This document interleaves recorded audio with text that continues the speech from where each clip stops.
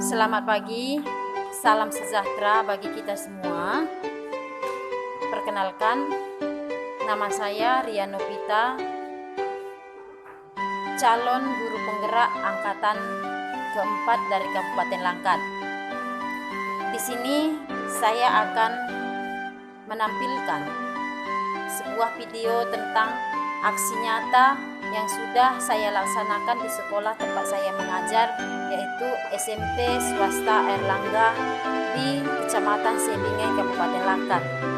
Terima kasih, selamat menyaksikan.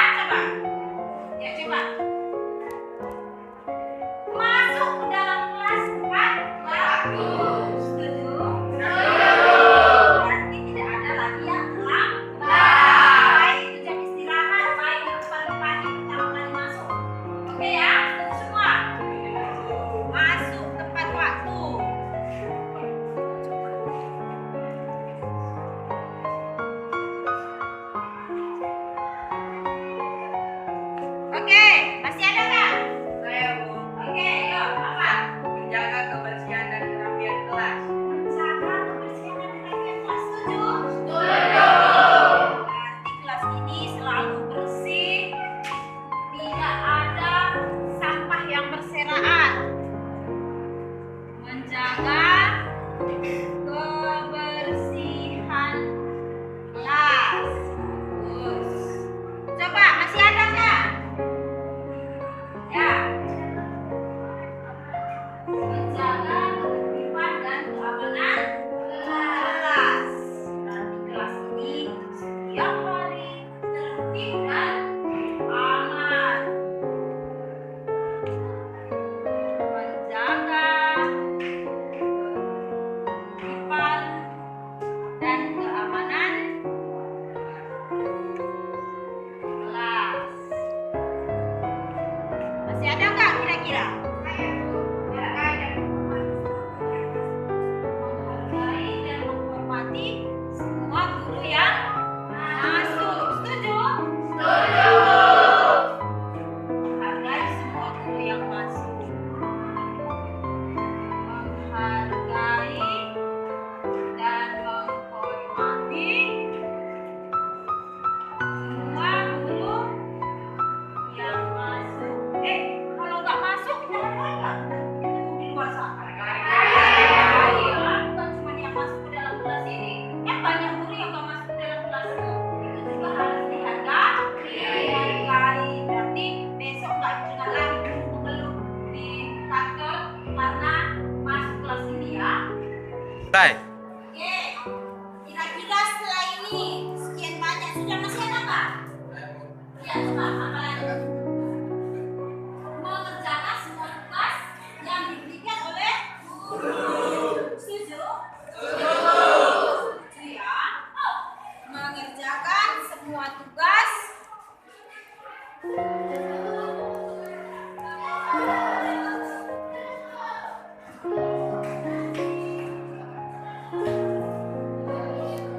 yang diberikan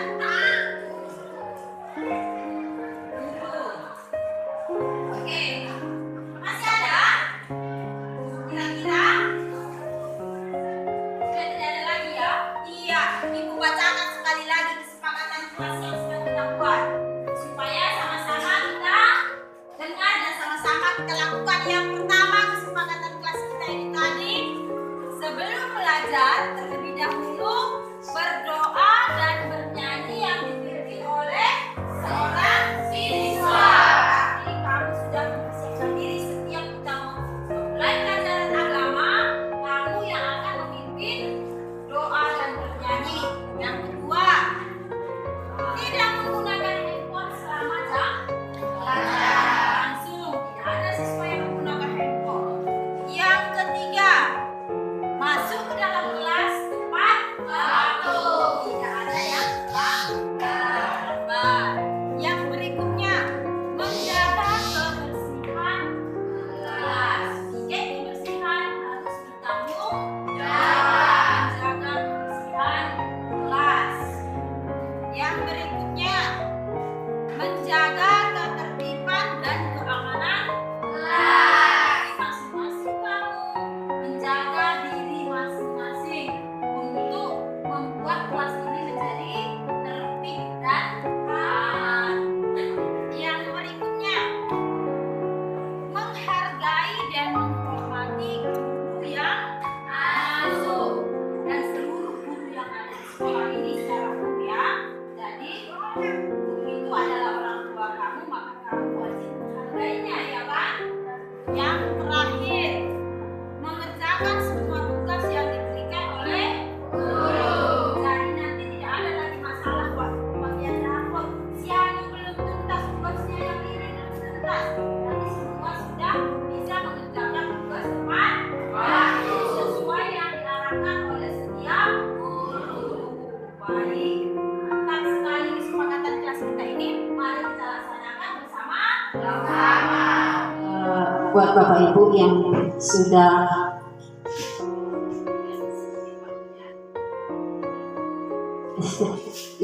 memberikan waktunya untuk menghadiri undangan dari saya yang akan mensosialisasikan salah satu modul yang sudah kami dapatkan dari program Guru Penggerak.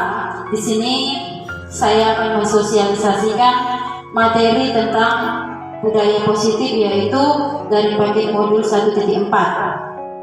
Sini pertama saya akan mengenalkan pengajar praktik saya yang setiap bulan akan datang ke sini, yaitu Bapak Irwan Syahputra. Dia adalah guru praktik yang akan mendampingi saya selama 9 bulan ke depan. Dan juga fasilitator Ibu Penny Imawati sebagai fasilitator saya dari Jakarta.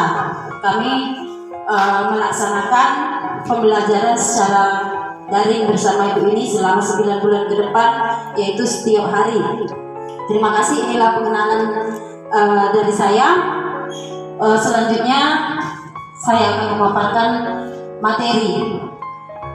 Sebelum saya masuk pada materi budaya positif, yaitu paket modul 1.4, di sini saya memperkenalkan paket modul 1 itu ada 4. Yang pertama itu filosofi Ki Hajar Dewantara, yang kedua nilai dan peran guru penggerak, yang ketiga visi guru penggerak, dan yang paket keempat yaitu budaya positif. Sekilas akan saya sampaikan tentang filosofi Ki Hajar Dewantara untuk mereplay kembali, mengingat kembali bagaimana filosofi pengajaran Ki Hajar Dewantara. Saya akan menyampaikan sedikit.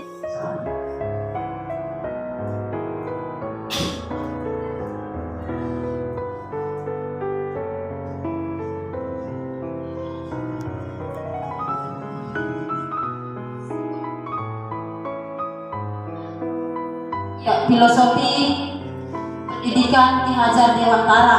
Kita sudah tahu apa itu filosofinya ya. Yang pertama itu Ingarso Sing Tulodo, Imadia Manungkarso, dan Tuguri Handayani. Nah, Ingarso Sing Tulodo itu artinya ketika di depan maka kita menjadi contoh atau teladan. Jadi sebagai seorang guru, ini saya kembali mengingatkan, bukan mau menggurui ya Bapak Ibu ya, kembali mengingatkan kepada kita semua bahwa ketika kita menjadi seorang guru itu, kita harus mampu memberikan teladan yang baik sebagai motivasi bagi anak didik kita. Itulah arti dari filosofi Ingarso Sing Tulodo. Yang kedua itu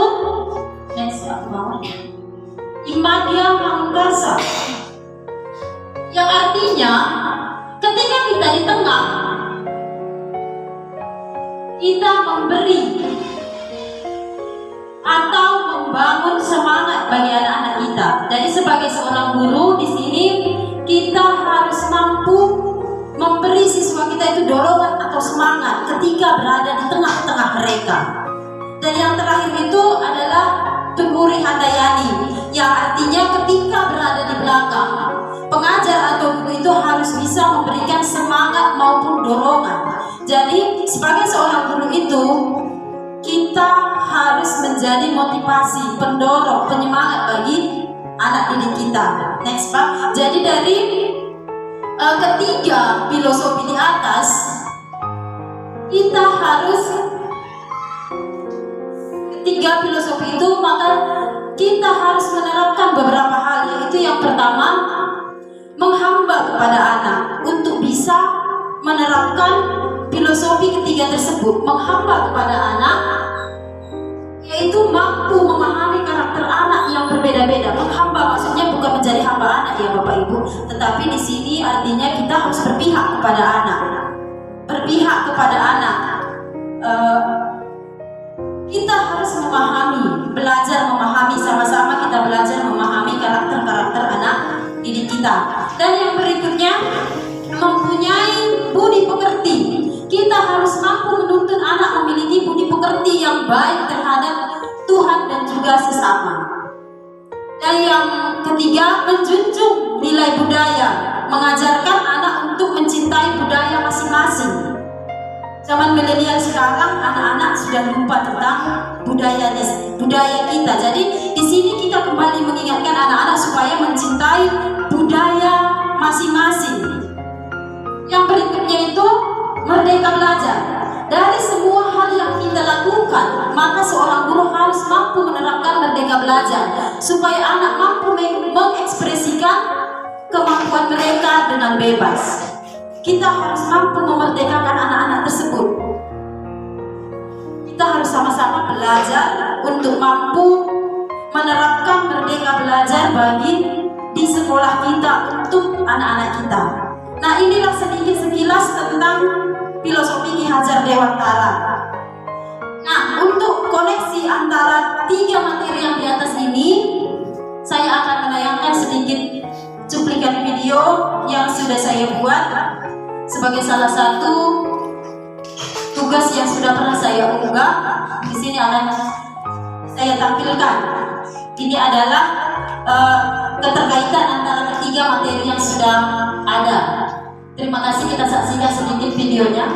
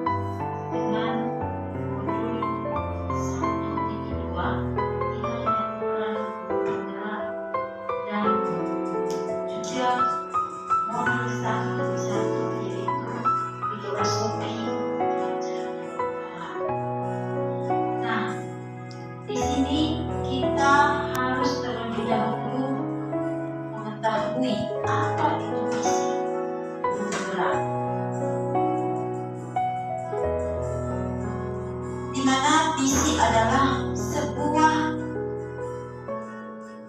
pernyataan yang mendefinisikan sesuatu yang ingin dicapai di masa mendatang. Dan visi guru penggerak adalah satu cita-cita atau impian yang ingin diwujudkan oleh seorang guru penggerak terkait dengan sosok murid atau sekolah impian di masa mendatang. Nah, yang jadi pertanyaannya, kenapa guru penggerak harus memiliki visi? Mengapa guru penggerak harus memiliki visi? Yaitu yang pertama, sebagai sumber bahan bakar. Nah, sebagai sumber bahan bakar itu untuk memotivasi atau memberi semangat dan apresiasi bagi calon guru penggerak. Yang kedua, dapat melihat kondisi saat ini sebagai garis start atau langkah awal dan membayangkan garis finish atau tujuan seperti apa yang kita butuhkan. Yang ketiga, menjadi panduan atau panduan dalam menyusun strategi yang diperlukan untuk mencapai cita-cita atau tujuan.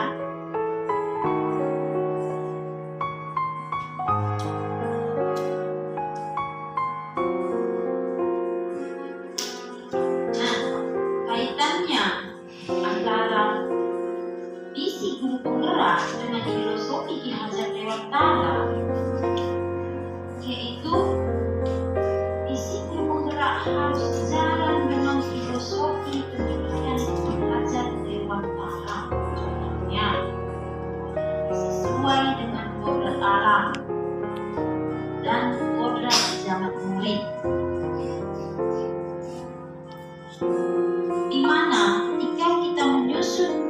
suatu visi, maka harus mengedepankan murid, di mana dikatakan mengedepankan murid itu sesuai dengan apa yang dikatakan tentang menghamba kepada murid atau berpihak kepada murid. Jadi visi kita itu harus mengedepankan murid.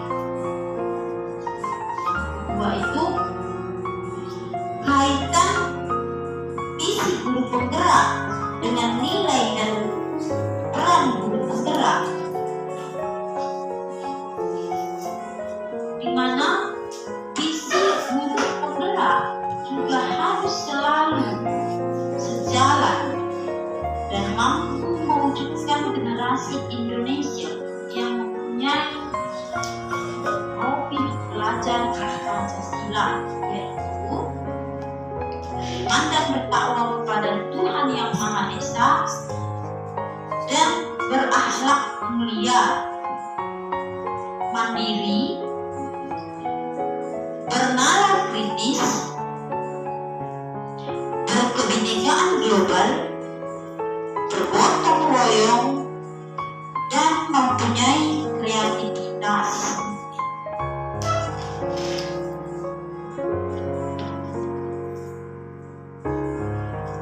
Nah, selain itu, visi guru penggerak akan terwujud apabila guru penggerak itu memiliki nilai-nilai dan peran sebagai guru penggerak, di mana nilai-nilai tersebut seperti yang sudah kita ketahui, yaitu mandiri, kolaboratif, inovatif, reflektif, dan berpihak kepada murid.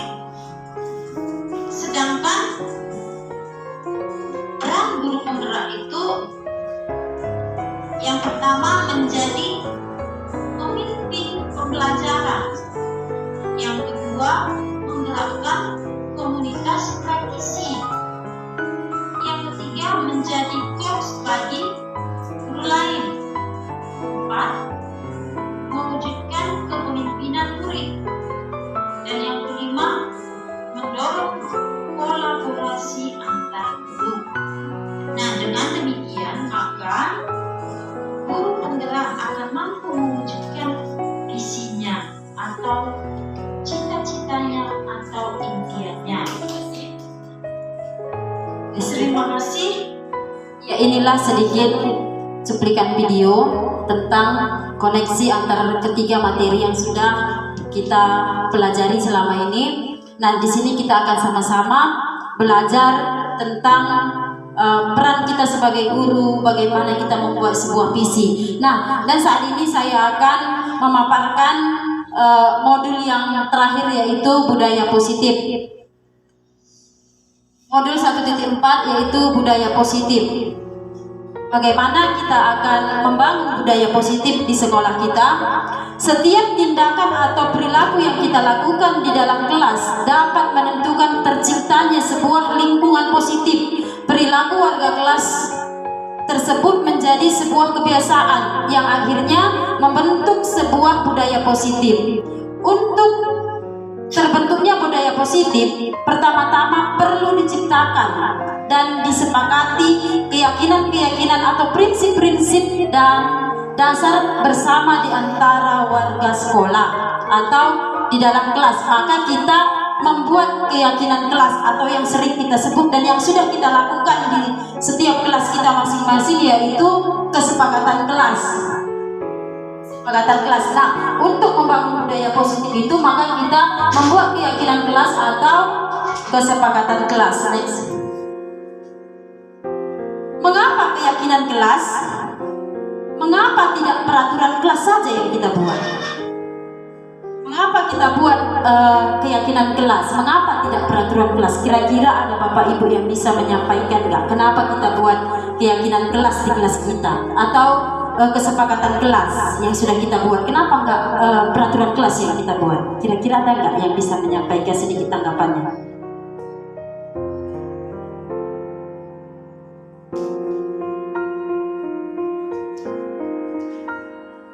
Bapak Ibu. Kenapa kita buat keyakinan kelas? Oke, saya akan memberikan sedikit kenapa harus kesepakatan kelas. Next, Pak. Keyakinan kelas bersikap lebih abstrak daripada peraturan yang lebih rinci dan konkret, karena sering muncul bahasa peraturan untuk dilanggar. Sering itu yang kita dengar, ya kan? Makanya saat ini kita akan membuat kesepakatan kelas atau keyakinan kelas karena sifatnya lebih abstrak. Oke, next. Untuk melaksanakan budaya positif itu, di sini saya akan memperkenalkan segitiga restitusi. Segitiga restitusi, next Pak. Segitiga restitusi, apa itu restitusi?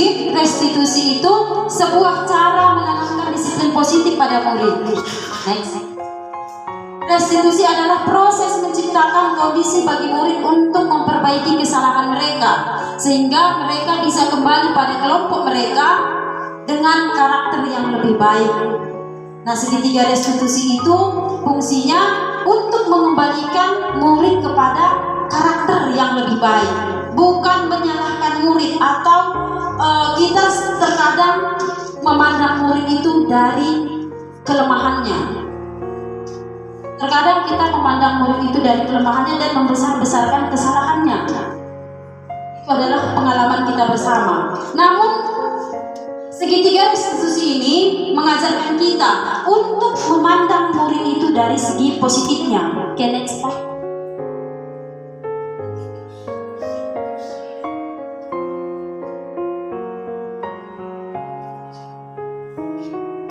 Melalui restitusi, ketika murid berbuat salah, guru akan menanggapi dengan cara yang memungkinkan murid untuk membuat evaluasi internal tentang apa yang dapat mereka lakukan untuk memperbaiki kesalahan mereka dan mendapatkan kembali harga diri. Nah, ketika murid itu melakukan kesalahan, di sini kita sebagai guru mampu mengembalikan mereka atau mampu membuat mereka memahami kesalahannya dan mengembalikan jati diri mereka. Restitusi menguntungkan korban. Contohnya ada dua, satu yang tersakiti, satu yang menjadi pelaku. Dua-duanya akan diuntungkan dengan membudayakan segitiga restitusi ini. Oke, terima kasih. Next slide.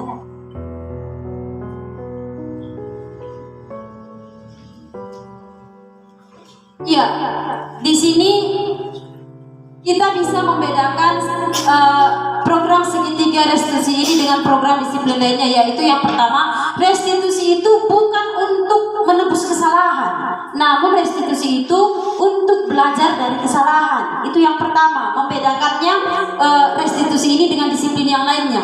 Restitusi itu untuk menebus kesalahan, namun bukan untuk menebus kesalahan, namun untuk belajar dari kesalahan. Berikutnya, restitusi memperbaiki hubungan.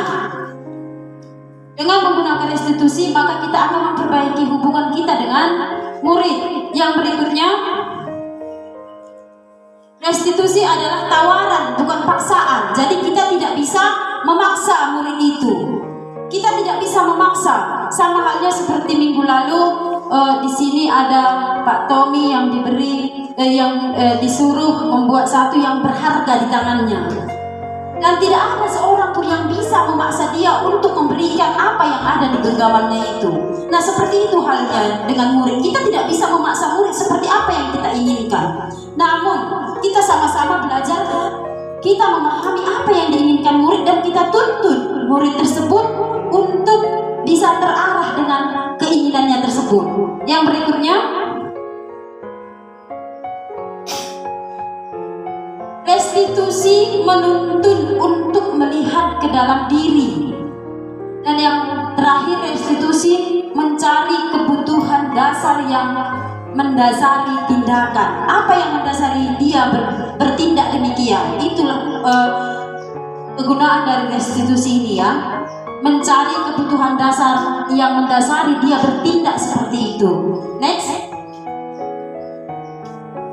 Maka sebagai seorang guru, kita wajib mengambil 5 posisi kontrol, memahami 5 posisi kontrol dan mengidentifikasinya. Posisi yang manakah yang dapat berhasil dan yang gagal kita lakukan dalam mendisiplinkan anak. Nah, di sini ada 5 posisi kontrol yang akan kita kenali sebagai seorang guru yang sudah sering kita lakukan sehari-hari di sekolah.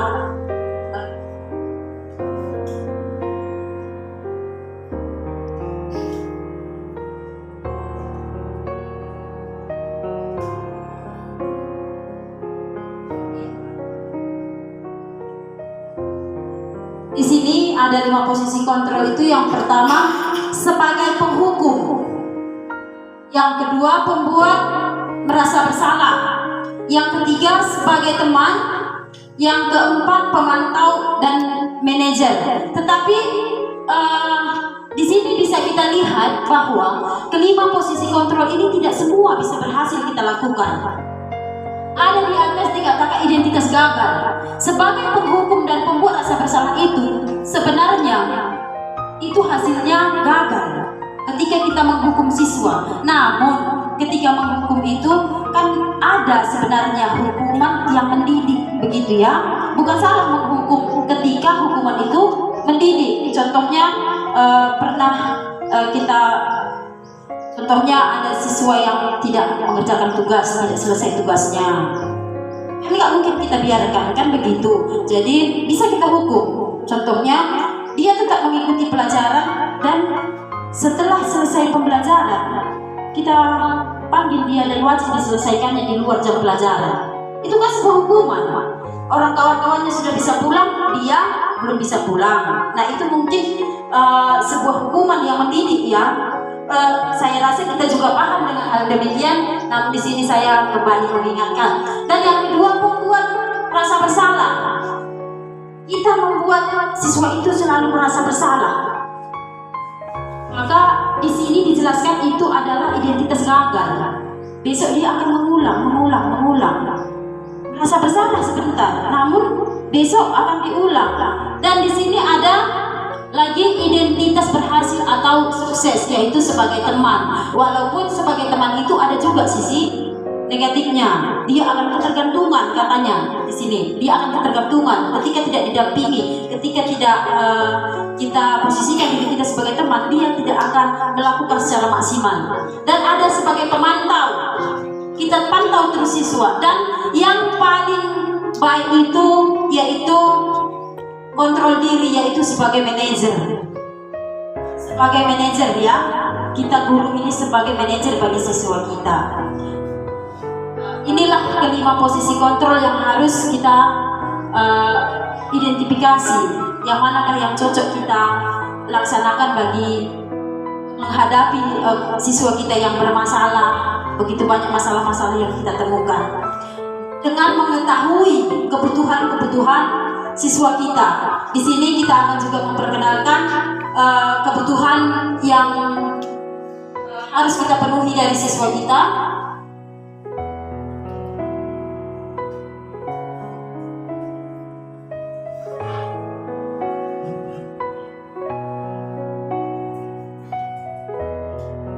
Di sini kita juga harus memahami kebutuhan-kebutuhan yang harus kita penuhi. Dan tidak hanya bisa melihat kesalahan-kesalahan siswa kita, namun kita harus memahami mereka.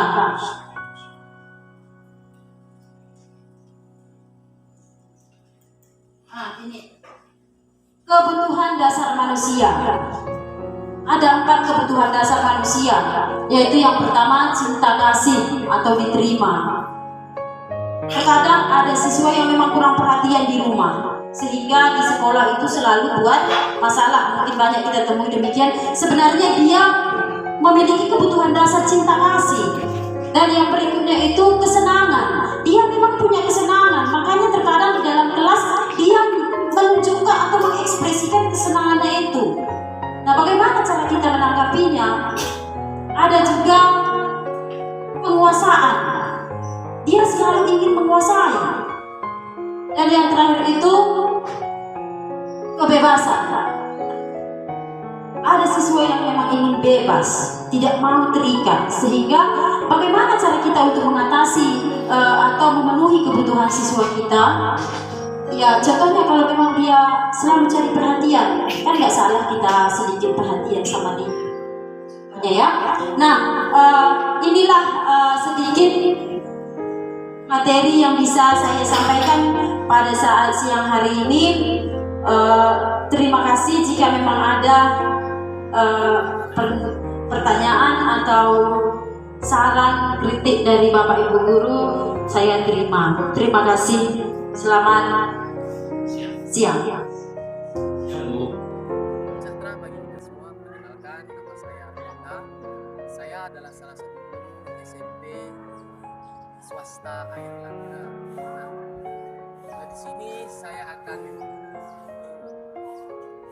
memberikan tanggapan atau penjelasan yang diberikan dia sebagai salah satu calon guru penggerak di sekolah SMP swasta Air Langga. Nah, setelah dia melakukan pembahasan pada kami rekan-rekan, nah saya menyadari bahwa segitiga restitusi adalah suatu karakter untuk mengembalikan anak pada karakter yang lebih kuat. Saya menyadari hal demikian, kemudian saya juga menyadari bahwa posisi kontrol begitu baik bagi seorang guru untuk melakukan penjelasan kepada murid. Nah, sehingga kami sebagai seorang guru mengerti bahwa posisi kontrol apakah yang harus kami lakukan sebagai apakah kami sebagai guru, sebagai teman atau sebagai manajer. Nah, saya baru menyadari hal yang demikian.